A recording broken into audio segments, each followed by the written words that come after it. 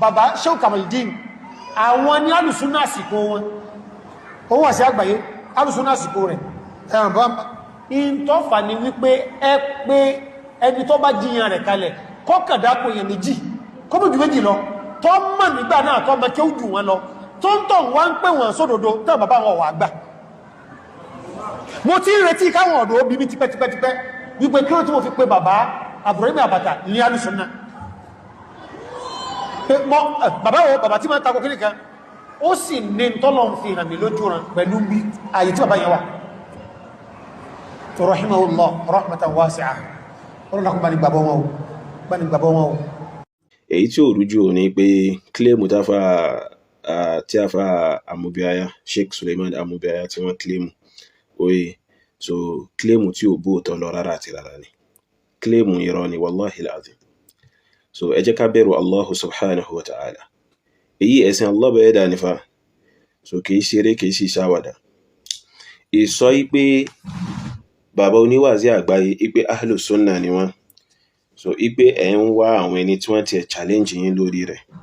so àwọn èèyàn challenge yín lórí rẹ̀ dáadáa àwọn ẹni tí wọ́n sì challenge yín yẹn àwọn ni wọ́n wà lórí òótọ́ àti òdodo nítorí bàbá oníwàásí àgbáyé gangan fúnra lára wọn kan tó fayélẹ̀ bàbá oníwàásí gan náà mọ̀ pé àwọn ò jẹ́ kan nú àwọn ahlu sunna wọ́n ń gbìyànjú láti fẹ́ jẹ́ kan nú wọn ni lóòótọ́ ọkàn wọn ó rọ̀ fún pé káwọn fẹ́ tẹ̀lé òdodo àmọ́ sí wọ́n wà nú àwọn ahlu sunna wọ́n sí mbẹ̀ so ìwà ní lára mi lóògùn rárá àti rárá jù oye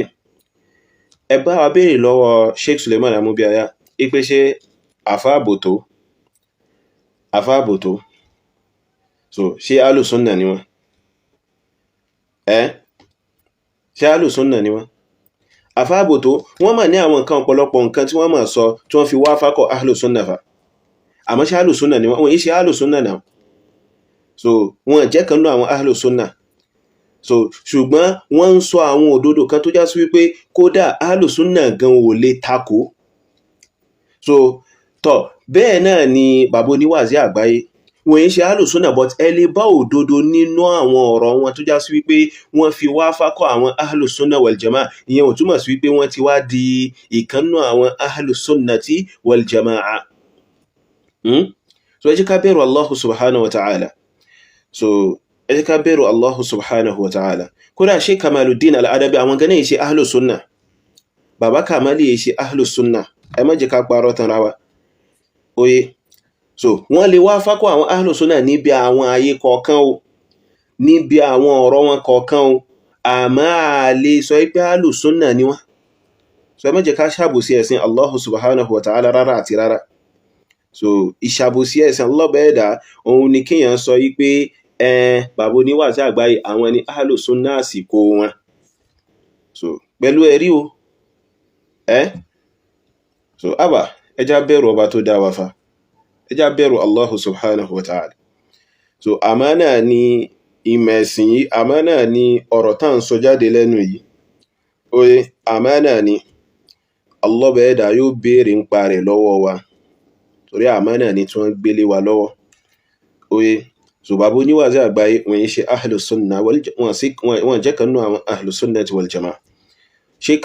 Kamaluddin Al-Adabi wọ́n jẹ́ kanú àwọn ahlu sunnati wal jamaa oye báyìí so kẹ́lọ́ bẹ̀rẹ̀ dà kó mọ́ ṣàṣe kíni kó mọ́ ṣàṣe dáadáa fún wa so mi ṣe nasiha fún Sheikh Suleiman Amubiyaya so àwọn ẹ̀sùn tí wọ́n fi ń kàn yín so ní ẹ̀sùn ti ipe ìtàgẹ̀rẹ́ kúrò níbi súnnà Nabi sallamu àbí ìlànà àwọn ahlu sunna so ẹ̀sùn tó já sí wípé so ó yẹ kẹ́ ṣe kíni kẹ́ trace step yín lé lórí ni so láti ṣe kíni láti balance up lórí ìlànà àwọn ahlu sunna wal jamaa ẹ̀sùn tó já sí pé ó yẹ kẹ́ ṣe kíni kẹ́ trace step yín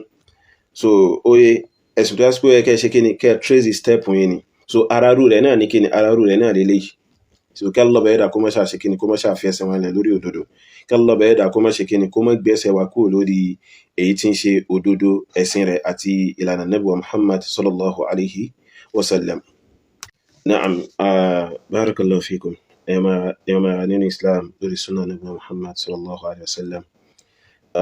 lórí fundraising tí a ń béèrè fún, so tá a sọ pé a fẹ́ fi ra ilẹ̀ fún mọ́sálásí àti ilé kíkọ́ gẹ́gẹ́ bá ti ṣàlàyé, so tá a sọ pé ilẹ̀ náà ń lọ fún 14 million naira. Alhamdulillah, lọ́wọ́lọ́wọ́ báyìí Allah bẹ̀rẹ̀ dá ní ká ti clocki 7,50,000 naira báyìí. So ẹ máa nínú ẹ̀sìn wa, jazakumullahu khairan wa barakallahu fikum. Allah bẹ̀rẹ̀ dá bá sẹ́yìn lẹ́sàn lórí púpọ̀,